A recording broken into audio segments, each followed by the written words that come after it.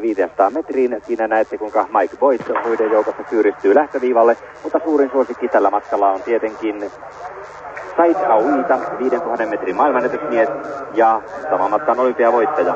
Tarkoitus on tehdä tästä juoksusta vauhtijuoksu tästä 1500 niin, että kolmantena tällä hetkellä juokseva Said Aouita pystyisi lähentelemään mahdollisesti jopa Steve Cramin maailmanennätystä 3:29.67. Ja siinä joukkoa vie 56. Ja hän on Volker Blumenthal. Hän on saksalainen juoksija, joka on ilmeisesti hankittu tähän juoksuun vetojuhdaksi, jotta saataisiin tämä ensimmäinen kierros vedettyä mahdollisimman nopeasti. Saattahan olla, että tässä juoksussa käytetään jälleen kahden vetojuhdan taktiikkaa, niin kuin käytettiin maililla tuolla Zyrihissä toissailtana. 56.80 on ensimmäinen 400 metriä. Se on ihan kohtuullista vauhtia, muistuttaa aika lailla Steve Owesin Koblenzista juoksemaan juoksua, joka päätyy aikaan 3:31.36. Eli hyvää vauhtia tässä edetään, kun toinen kierros on meneillään. Edelleenkin Volker Blumenthal saa tehdä töitä. Said Aouita on kolmantena.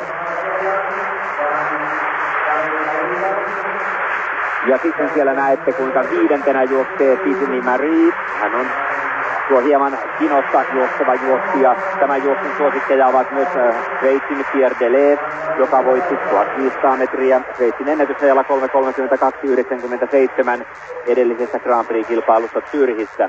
Aivan pian saamme sitten 800 metrin väliajan ja näemme, miten tämä juoksu kehittyy 1:53.41. Ja se muistuttaa nyt Steve Cramin juoksua. Siinä ollaan jopa hieman edellä Cramin maailmanennätysjuoksusta. 400 metrin aitajuoksun voitti täällä Danny Harris hyvällä ajalla 48.34.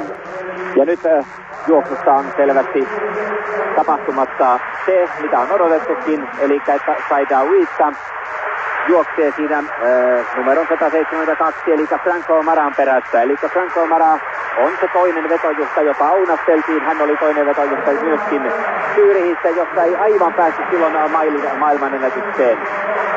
Viimeinen kierros on alkanut ja katsomme, mikä on 1200 metrin väliaika, kun se tulee. Nythän se tulee Maralle. Se on 2:48.48. Siinä ollaan vielä edellä Steve Cramin aikaa tuolla listassa. Mutta Aouita oli 5 metriä Marasta jäljessä, joten hänen aikansa ei ole tämä, mikä kuvaruudulla pysähtyy. Aivan totta. Ja nyt Aouita tekee sitten viimeisellä kierroksella itse töitä. Hän ei pystynyt Zyrihissä viimeisellä kierroksella työskentelemään niin voimakkaasti, että olisi rikkonut siellä mailin maailmanennätyksen. Katsotaan, pystyykö hän täällä 1500 metrin maailmanennätyksen. 100 metriä jäljellä ja hän on käyttänyt aikaa nyt 3:20.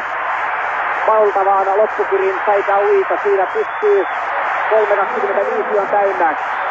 Hyvin lähelle tämä menee. 3:29.47 ja se on uusi maailmanennätys. Said Aouita riemuitsee nyt 1500 metrin maailmanennätystä. 3:29.67 oli